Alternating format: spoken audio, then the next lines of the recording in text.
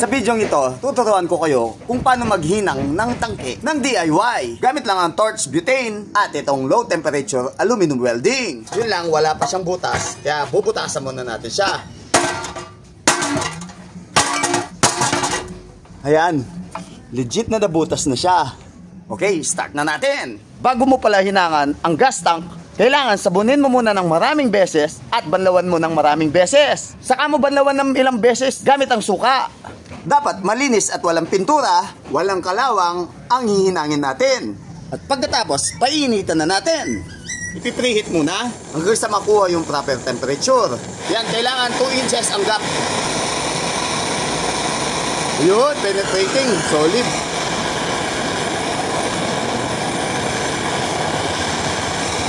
Nahinang ka agad. Preheating muna, tapos didikit. Yun o.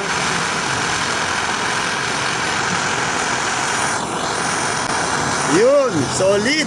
Ayan yung pagkakahinang niya. Ito naman yung isa. Problem solved. Kaya kung ikaw hanggang ngayon, puro epoxy pa rin ang ginagawa mo sa yung tangke, abay, delikado yan. Kasi hindi rin nagtatagal ang epoxy. Kaya kung ikaw ay naghanap ng pang all-around panghinang, aba, hetong para sa'yo. Kaya pindutin mo na yung link dyan sa comment section para mawalan na ng tagas ang iyong tangke. Bye-bye!